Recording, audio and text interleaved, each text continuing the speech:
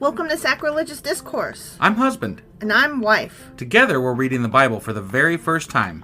We grew up without religion and wanted to know what all the fuss was about. Well, what have we learned so far? That God is a dick, and apparently some people believe in talking donkeys? We're not trying to pass ourselves off as experts. Nope, we're just reading the Bible for the first time and giving our first take reaction. If you'd like to join us in this venture, you might consider starting at episode 1. Otherwise, jump in wherever you like. All right, let's go read the Bible. Yeah, let's get to it. Husband! Wife! Do you remember what happened yesterday? I believe Isaiah was on some drugs maybe and saw God in the sky and some angels. On a throne. On a throne and some angels with 6 wings covering their eyes and shit. Scary. And yeah, it was some weird crap going on. Yeah, 6-winged angels. That's the part I remember. Right? And they were seraphim, which means burning hot, yet they had to use coals to pick up this. They had to use tongs to pick up coals. Tongs to pick up coal, not coal to pick up tongs. Right. And they touched Isaiah's lips with it and burned his face off. I don't know about burning his face off, but they cleansed him apparently by burning his mouth. So I like to think of the scene in Indiana Jones that's when the dude melted. Not quite how that went. No, but in my head canon, that's the way it went. Got it. Yeah. All right. So yesterday and we're running late today. Sorry, everybody. Happy Halloween, though. Yeah, happy Halloween. So yesterday we went over Isaiah chapter 6, and that would mean that today we'll be going over Isaiah chapter 7. All right, let's go do this. Okie dokie.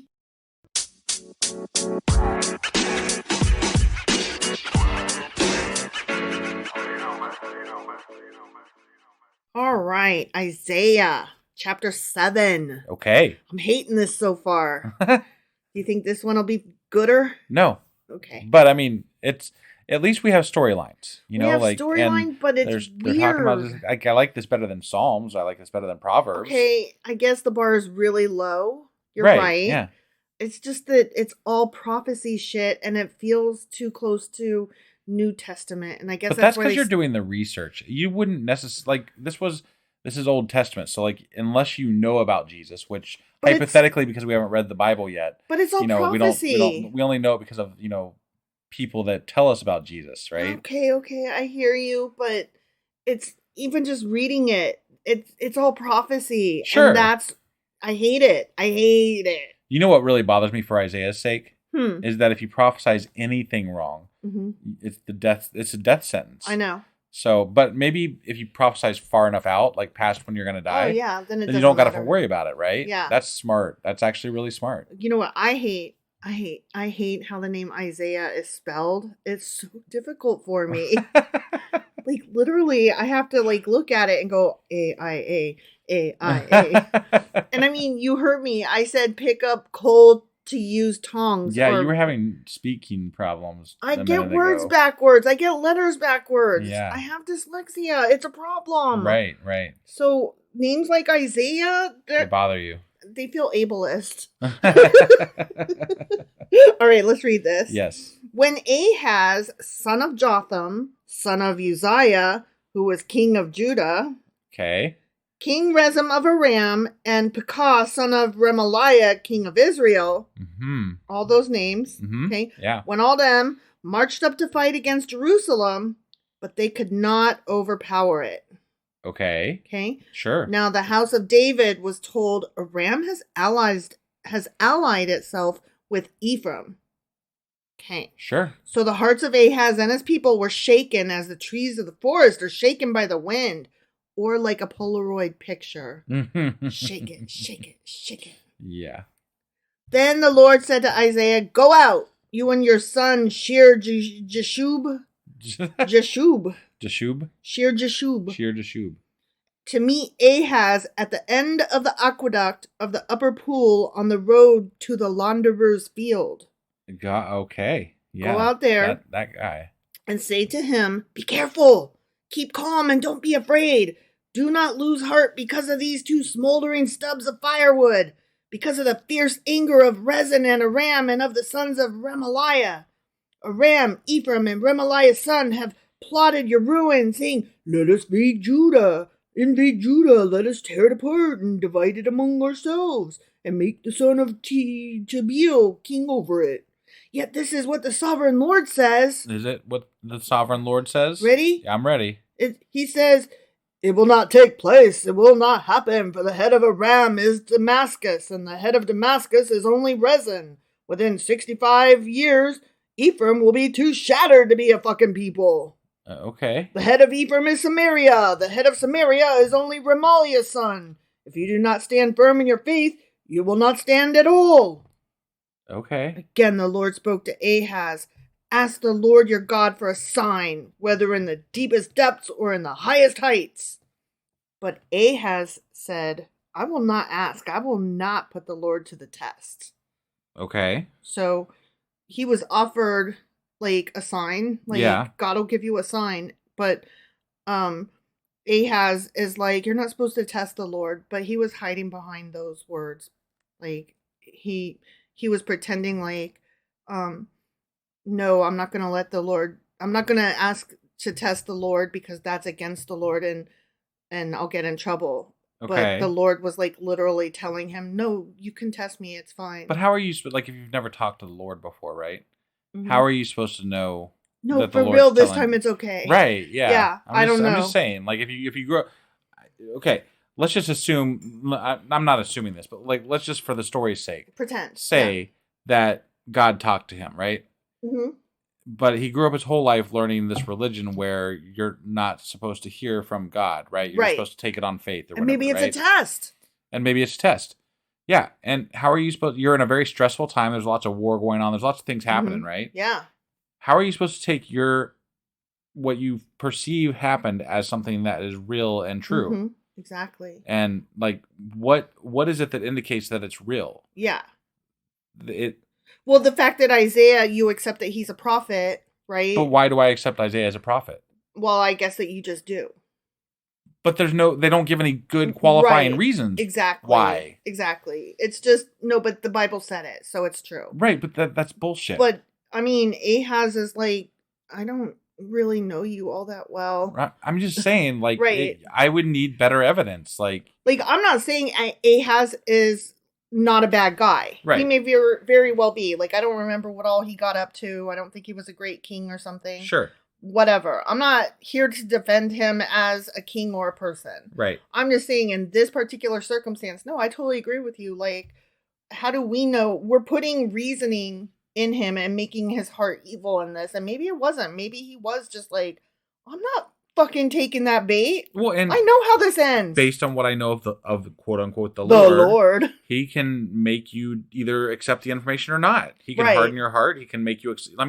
So how is it up to this person in any sense, as to what's going to happen? Is this the moment when you be like, Lord's going to just be razzing me, or when you're like, I totally will do whatever the Lord says, even if it's against what the Lord said yesterday. I really struggle with how to determine what it is you're supposed to do in any given moment with regard to what the Lord wants. Right. Because it's never a direct message. And even if it was a direct message, it could be him fucking with you. Right. Like, there is no consistent message as to how to handle things that come from the word of God. Right.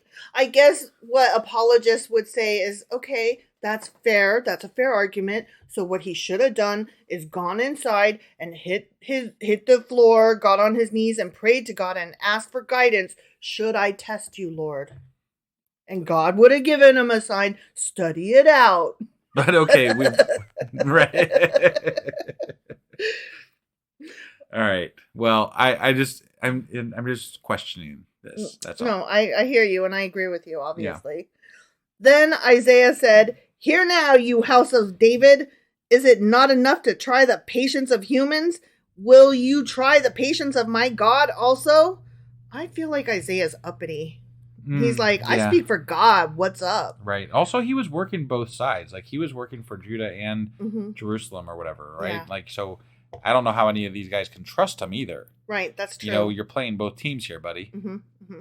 Therefore, the Lord himself will give you a sign. Hello. The virgin will conceive and give birth to a son and will call him Emmanuel. Hold on. Okay. look, I get why you see where this is going. Yeah, I see where this is going. But we're talking to a king back in the times of David and what have you, or whatever. Like, near past that, but still around the same time, right? Kings and Chronicles, right? Yes.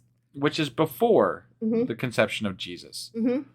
And they're asking him to they're asking him to wait for it. There's an immediate problem going on with the war right now. And he's like, no, but just wait about 400 to 700 years and this thing is going to happen. Yeah. And then you'll know. Right. Like that makes no fucking sense. No. Why would you don't even need to bring that up. If it's 400 to 700 years down the road, no one cares. Sure. Write it down just to be like, and then they'll talk about me. Right? But still. To call that a prophecy about Jesus is such bullshit. Well, I saw notes on this and I didn't write them down because they weren't like super pertinent to this chapter per se. Yeah. But there is an argument over how to accept this. Like Christians are obviously like, nope, he prophesied the Lord, the end. Right? But there are other people who are like, now hang on a second. That is something else that happened like in the future of this, like later. Yeah.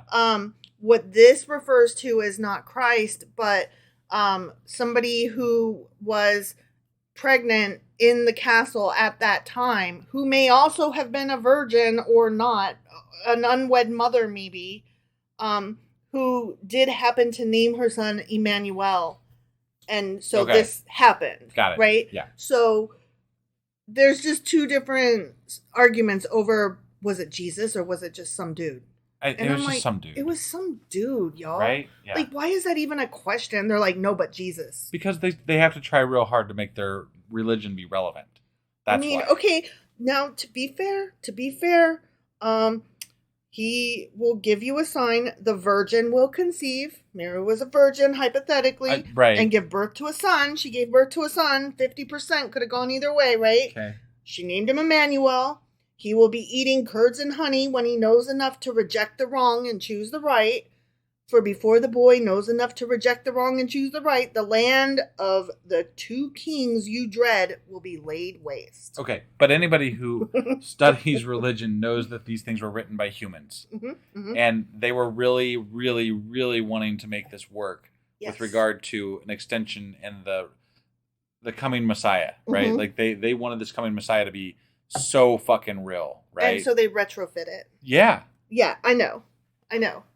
I'm trying to play fair here. I'm extending courtesies that are undeserved. I will tell you that much. It bothers me because I don't know how you can read this and say that this. How do you not see that? How do you not see that that's at least a possibility? How do you not discuss that? How do you just accept it on quote unquote faith that this is all just like an actual prophecy and an actual thing that happened, and not say, well, maybe they took this and said the same thing over there because they wanted to, it had to fit. They wanted to make it work. Well, look, here's my thing. I've said it before. I don't have a switch on where I can just disregard all of this and suddenly just be like, you know what? Fuck all this. I believe. Yeah. Right? Like, I don't understand how that works.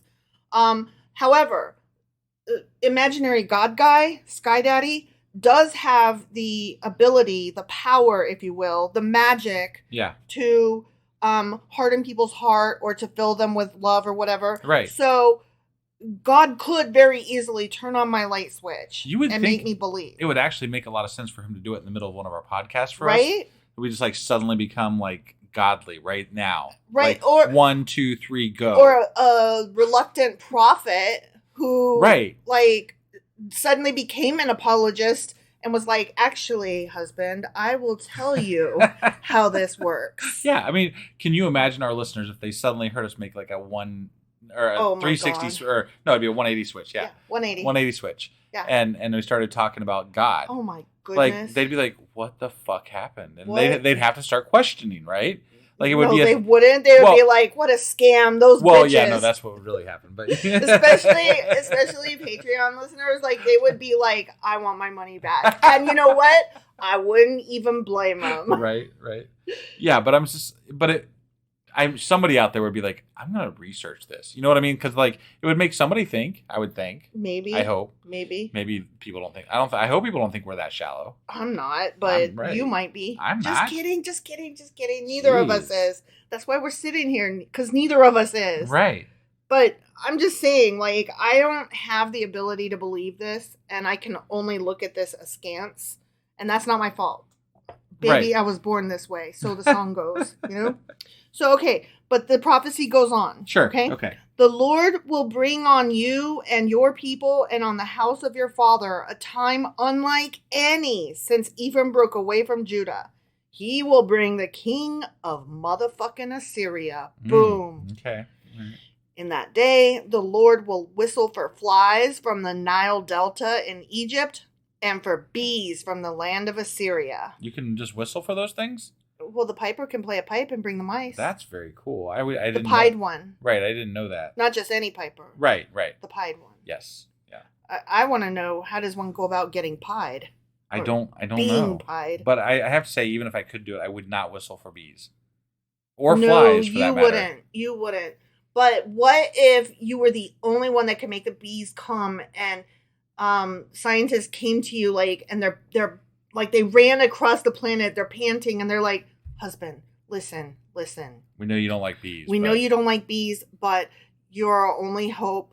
Yeah. The bees are about to leave. So long, and thanks for all the fish, like the fucking dolphins did. Right. And you need to whistle for the bees, because otherwise we are fucked. We are in big trouble. Would you whistle for the bees then? Been nice knowing y'all. Are you serious? No, I'm kidding. Oh, I would definitely do it. I mean, okay, you could get inside a bee suit, right? How do you whistle? How do you whistle clearly inside a bee suit? I mean, there's ways. Is there? They could put a microphone in there so that you could have it magnified. But if I'm the only person in the world, it's got to be genuine, right? Like it's got to be a genuine thing. It can't be a recording, or it can't be like digital. Yeah, that's what would make it so difficult, is that I would have to be outside of the suit and just myself. So you would lather up in bug spray or whatever, and they would be like, "No, you cannot, sir. That's the point." Right.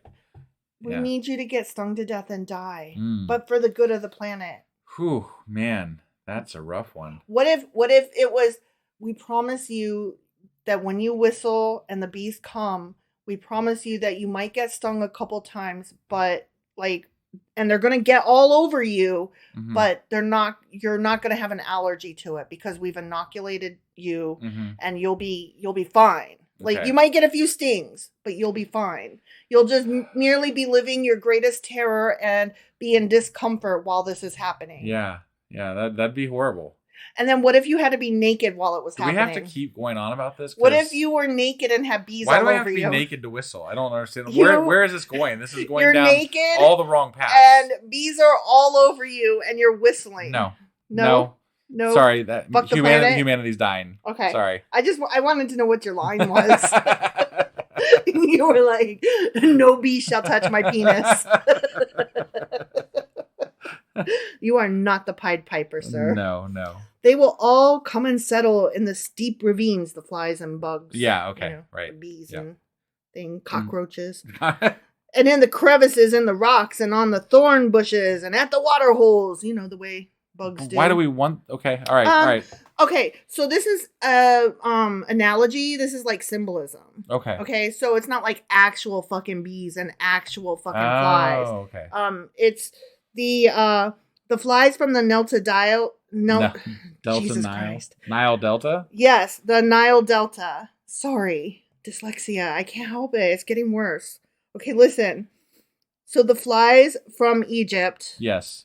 Are the disorganized army and soldiers from Egypt. Okay. All right. And the bees from Assyria, they were very well trained. They were uniform. They were tight. Okay. Right. So he's saying that the soldiers from these two lands, one of which is kind of a mess, and one of which I know you're scared of, they're going to come. Okay. And you're going to see them. They're going to get you. I gotcha. In that day, the Lord will use a razor hired from beyond the Euphrates River, the king of Assyria, to shave your heads and private parts, and to cut off your beards also. Not my beard. Okay. Oy. Well, because they're being captured and they're turned into slaves or whatever. And remember, like making them, shaving them and cutting off all their hair and dehumanizing almost, basically, right? Yeah, it's making a statement, like right. It's their honor. They're like Klingons, Sure. They have their honor wrapped up in their hair. fucking braids or whatever. Right. Yeah. Yeah. In that day, a person will keep alive a young cow and 2 goats. And because of the abundance of the milk they give, there will be curds to eat. Okay. All who remain in the land will eat curds and honey. In that day, in every place where there were 1,000 vines worth 1,000 silver shekels, there will be only briars and thorns. So basically, everyone's going to get taken away, and this is where the land is going to be. This is where the righteous. Well, there's going to be a couple righteous left that can repopulate or whatever. Oh yeah, it's the opposite. It's the backwards left behind. Right. Yeah. This is that same thing he was talking about in the other chapter. The unrapture. Right. Yeah. Hunters will go there with bow and arrow, for the land will be covered with briars and thorns. As for all the hills once cultivated by the hoe, I'm a hoe that is cultivated. I was waiting for you to say something. I know you were. Yeah. You will no longer go there for fear of the briars and thorns. They will become places where cattle are turned loose and where sheep run. The end. Oh no, not that. Not where sheep run. Right? All right. So here are my notes on this. Okay. Yep. This whole chapter was called Isaiah's Message to Ahaz and Shir, Jeshub, and Emmanuel. Okay. Yeah. All right. That prophecy. Okay. So verses 1 and 2 were about the northern nation of Israel and Syria combining to attack Judah. Okay. Yep. Ahaz was a wicked king of Judah, worshipping other gods and even sacrificing his son to Molech in 2 Kings. What an ass. Yeah, like I kind of vaguely remember that. I do remember that, Yeah. The only good thing Ahaz did was father Hezekiah, who was a good king of Judah. Got it. Yeah. The purpose of the war was to bring Judah into an anti-Assyrian coalition. Okay. So then the next section was the word of the Lord to Ahaz through Isaiah, which we got that. Right. Okay. And then the next section was Ahaz will not ask for a sign. And we talked about that. Right. Mm-hmm. Okay. And then the next section was the Lord's sign to Ahaz, the sign of Emmanuel. And we talked about that a little bit. Sure. And I'm assuming Ahaz was unreceptive, according to this story, because he was offering, things to Molech and, his son to Molech or whatever. And so he's not really a godly person. Yeah. Not in any way whatsoever, I guess. So. Yeah. And that's why I was saying, like, the notes say that he was, like, pretending that he was not taking the bait on accepting the right to test the Lord. Right. He's like, no, I'm not supposed to test the Lord. And Isaiah's like, but why even pretend if you're sacrificing your son to Molech?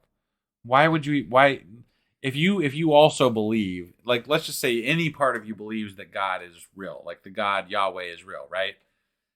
You would think that he would be able to see that you sacrificed your fucking son to Molech. Right. So why would you even pretend to be? Here's the thing.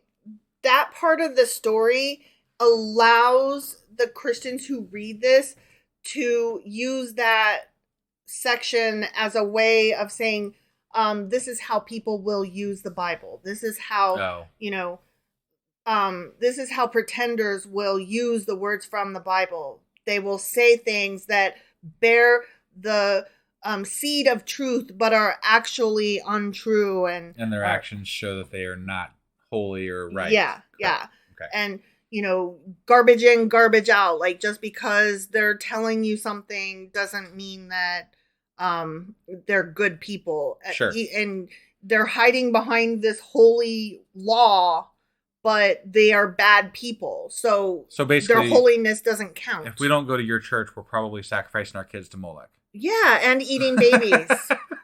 Yes, that is correct. All right. We are doing those things. Gotcha. So the last section was about Assyria, the nation Ahaz trusted, will also bring ruin to Judah. Got it. Okay. Okay. And then, so that's what it was about. And I've already told you, as we read it, all the notes that I saw. Had in there. Sure. Okay, sounds good. So that was Isaiah chapter 7. It was, and I'm sorry, I know we were trying to wrap this up, but I just feel really weird that we're reading this section of the Bible for a third fucking time. Like, we went through it in Kings, then we went through it in Chronicles, and now we're going through it again. It's true. They make us look at this a million different ways. Right. So, apparently they think it's really important. They do, and it is interesting seeing it from different perspectives, but I kind of wish they were lined up better. Again, a good editor would have helped. Sure, but from the perspective of the Jewish people, right? And the Old Testament and what have you. Mm-hmm. This was a time of a lot of turmoil between different kings, different wars, enslavement of their people, and then not enslavement of their people again. So, it's a time that they feel very drawn to talk about, I imagine. And it means a lot to them, obviously, because that's when their God was formed, their idea of their God was formed, and all that too. So, again, it is what it is, and here we are. But that was Isaiah chapter 7. Yes, it was. Sorry, I was looking for a good way to wrap that up, and I lost my thread there for a second. I know, and you were like, and done. Yeah. Like, mid-thought. And I know. Oh, okay. I apologize. We're done now. We're done now, I guess, yeah. And we will be back tomorrow with Isaiah chapter 8. We'll see you guys then. Bye.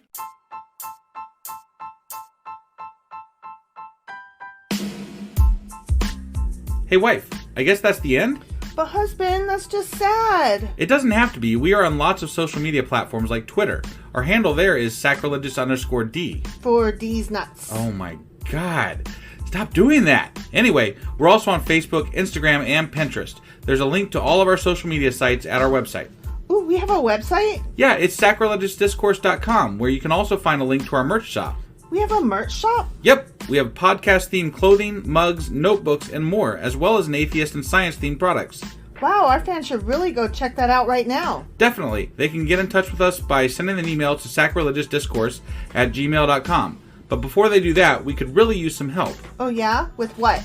Well, it's not free running the podcast, and we need some financial support in order to get better equipment, which will free up time so we can concentrate on our podcast and our fans. Okay, so what should they do? Head over to patreon.com/sacrilegiousdiscourse and sign up as a contributor on our podcast. Supporters there receive additional bi-weekly episodes that we record just for our Patreon members for as little as $2 a month. Also, we'd really appreciate it if you would like and subscribe on whatever platform you're using. And Apple Podcast reviews help us out tremendously. Like and subscribe. Leave an Apple review. Join us on Twitter. Support us on Patreon. That's a lot of instructions. Don't forget to say thanks. Thanks. Okay, bye.